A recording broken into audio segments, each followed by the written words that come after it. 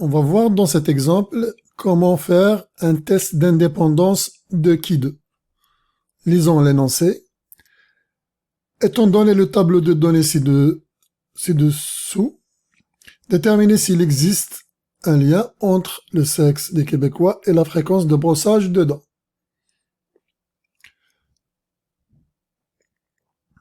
On doit faire un test d'indépendance de qui deux avec un niveau de confiance de 95%. Un niveau de confiance de 95% revient à dire que le risque d'erreur alpha, le risque d'erreur de première espèce, donc alpha, ce qu'on appelle aussi le seuil de test, est égal à 5%. Donc alpha, le risque d'erreur est 5%, correspond à un niveau de confiance de 95%. Donc on va essayer de suivre étape par étape la démarche pour faire un test d'indépendance de qui deux. Donc premièrement, donc ici on a le tableau à 2 dimensions.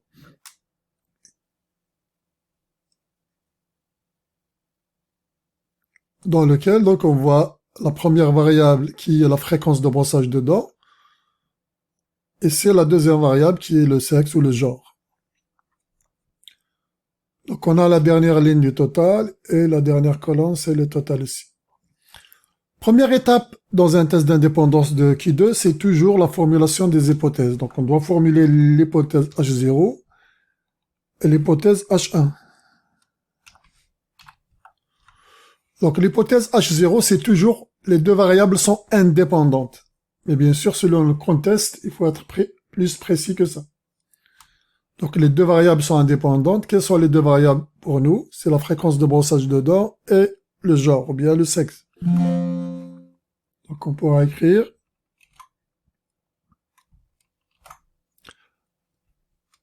la fréquence de brossage de dents est indépendante. Donc la première hypothèse H0, c'est toujours l'indépendance.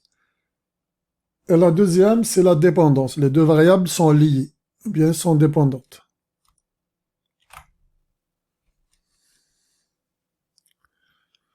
Une fois on a formulé les hypothèses H0 et H1, tout le reste de la démarche, c'est pour à la fin choisir, prendre la décision entre H0 et H1, laquelle est plus plausible. Donc la deuxième étape, c'est de construire, de calculer les fréquences attendues, qu'on appelle aussi les effectifs théoriques ou les fréquences théoriques. Les fréquences théoriques sont calculées en se basant sur l'hypothèse H0, qui dit que les deux variables sont indépendantes. Mais s'ils sont parfaitement indépendantes, le nombre d'hommes qui brossent les dents en moins de 2 fois par jour devrait être automatiquement égal à total de sa ligne fois total de sa colonne divisé par le total général, etc. Et le nombre de femmes, par exemple, qui brossent les dents 2 fois par jour devra être pareil, égal le total de la ligne fois total de la colonne divisé par total général. Ainsi de suite. Donc, on refait le procédé pour calculer les 6 valeurs ici du tableau des effectifs théoriques. Une fois les effectifs théoriques sont calculés, la deuxième étape, c'est de calculer la statistique de test. La statistique de test, la statistique de test, elle est donnée comment? Ça, c'est les effectifs théoriques. Total ligne fois total colonne sur la taille de l'échantillon, de la population. La statistique de test, le kit de calculer, c'est la somme effectif observé moins effectif théorique au carré sur effectif théorique. Donc ici, on a une formule. Pour calculer le kit 2, la statistique de test, on va d'abord remplir ce tableau qui désigne les effectifs observés moins théorique au carré divisé par théorique. Donc je fais égal. L'effectif observé correspondant donc à hommes et 2 fois par jour, au moins 2 fois par jour. L'effectif théorique, ce qu'on a vu dans l'échantillon, c'est 529. moins l'effectif théorique, c'est 601,91. On va mettre au carré. Et le tout divisé par l'effectif théorique. Voilà donc pour la première cellule du tableau. Si on a correctement écrit la première cellule du tableau, on peut juste étendre la formule à gauche.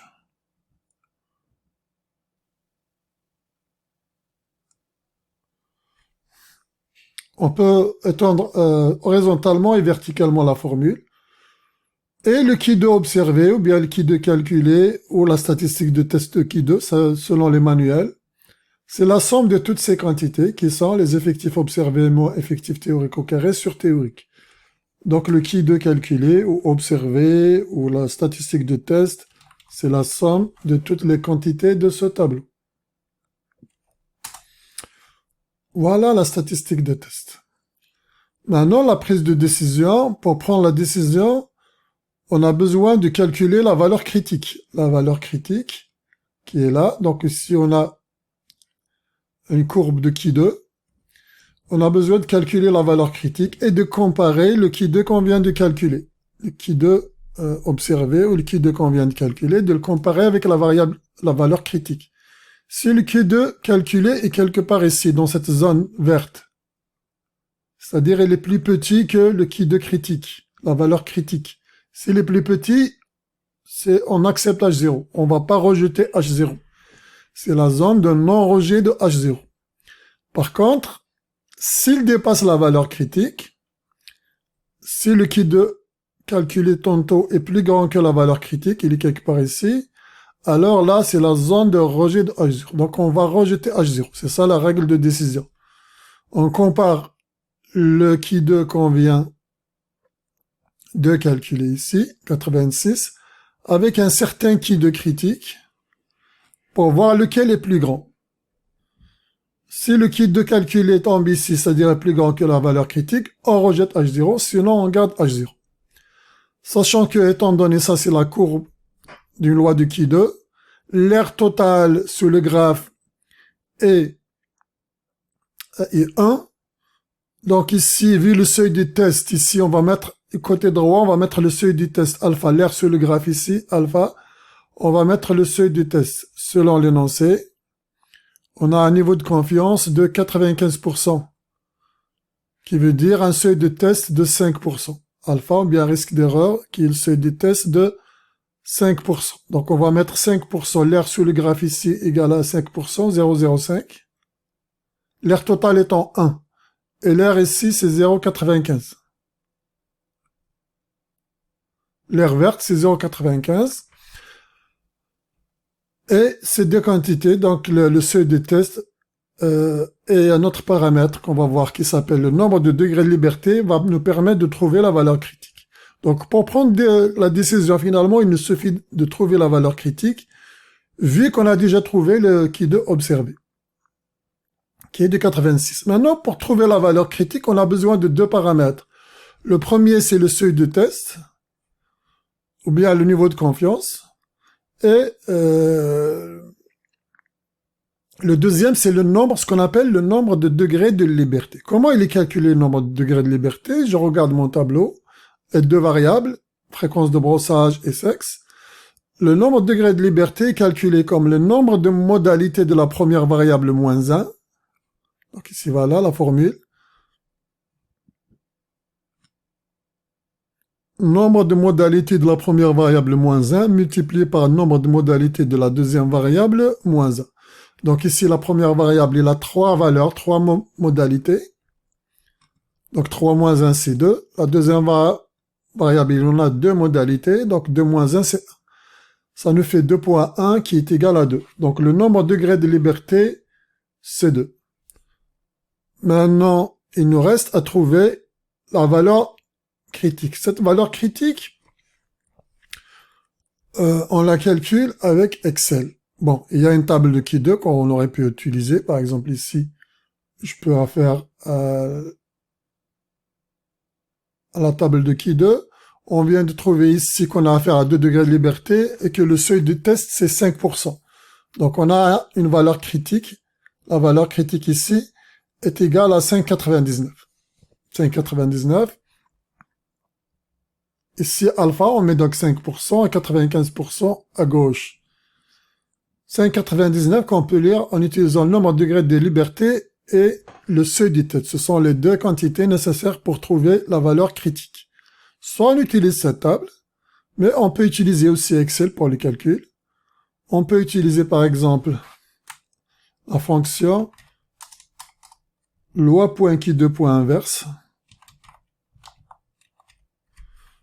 ou un qui2.inverse. Et je peux ouvrir la fenêtre ici. Alors la probabilité ici, c'est la probabilité gauche, unilatérale gauche. Et là, on voit que à gauche, c'est le niveau de confiance. Ici, c'est le risque d'erreur. Donc si je mets la probabilité de gauche, la probabilité est une mesure entre 0 et 1. Donc c'est 95%. Comme c'est expliqué ici dans Excel, ici c'est marqué représente une probabilité associée à la distribution du Q2, une valeur entre 0 et 1, mais c'est la probabilité à gauche. Ici, c'est vraiment la probabilité à gauche, il faut faire attention. Et le degré de liberté 2. On voit bien la valeur résultat 5,99 qui est calculée ici. Il y a une deuxième fonction Excel qui permet aussi de le calculer, c'est loi.qui2.inverse, point droite. Si point droite ici, ça veut dire que je dois lui donner la probabilité à droite. C'est la probabilité à droite que je vais lui donner. La probabilité à droite ici, c'est alpha. C'est le seuil du test. On a toujours alpha ici. On a alpha ici 5%. La probabilité à droite, ou bien l'aire sous le graphe à droite de la valeur critique. L'aire à droite de la valeur critique, elle est de 0,05, 5%. C'est le seuil du test. Donc là, c'est l'aire à droite que je dois donner, qui est de 5%. Et le degré de liberté, c'est toujours 2. On a 5,99 comme résultat. Donc, la valeur critique est de 5,99. On peut afficher juste 2 décimales. Voilà donc deux fonctions pour calculer la valeur critique, que ce soit loi qui2 inverse point droite ou loi qui2 point inverse tout court. L'une, celle-là, elle prend le niveau de confiance, et l'autre, elle prend le seuil de test comme premier paramètre. Le deuxième paramètre, c'est toujours les degrés de liberté. Deuxième paramètre, degré de liberté. Premier, c'est proba. Mais quel proba? C'est le proba à gauche pour la première, c'est le niveau de confiance donc. Et pour la seconde, c'est marqué ici toujours proba, mais c'est la proba à droite. Ça, c'est facile de se rappeler puisque la fonction s'appelle loi qui2 point inverse point droite. Une fois on a calculé la valeur critique, il nous reste à comparer la valeur observée, le qui2 observé et la valeur critique. Et là, on observe, donc là c'est le moment de prendre la décision, on observe que le qui2 observé est plus grand que la valeur critique. Dans ce cas-là, on rejette H0.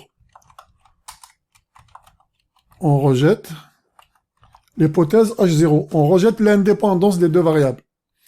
S'il était plus petit ou égal, on va garder H0. On va pas rejeter H0. Mais bien sûr, il faut expliquer ça veut dire quoi. Il faut écrire une phrase qui va être compréhensible par le commun des mortels. On va essayer d'expliquer qu'est-ce que ça veut dire on rejette H0.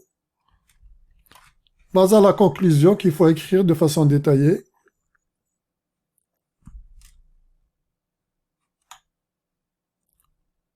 Donc on pourra écrire conclusion. Grâce au test de Qui2, avec un niveau de confiance de 95%, il y a suffisamment de preuves pour affirmer que la fréquence de brossage de dents dépend du sexe de la personne dans la population québécoise.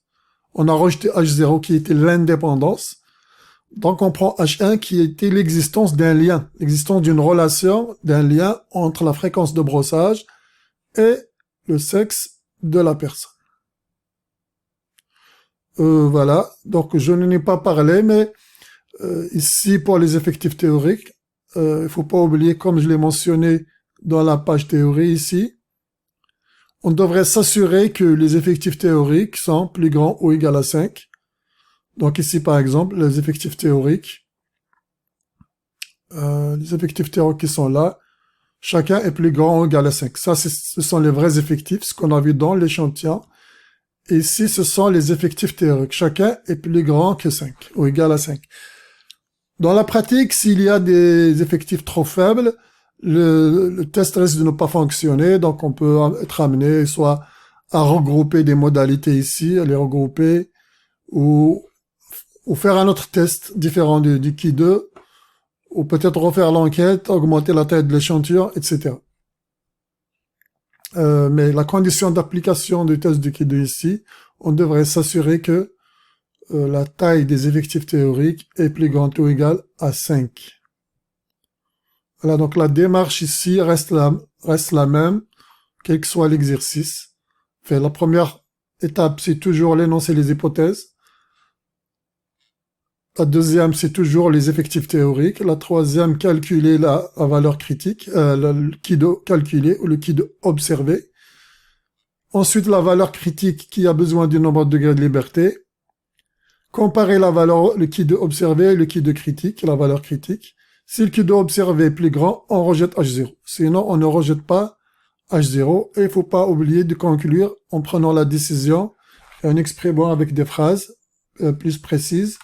Il ne faut pas se contenter de dire seulement on rejette H0.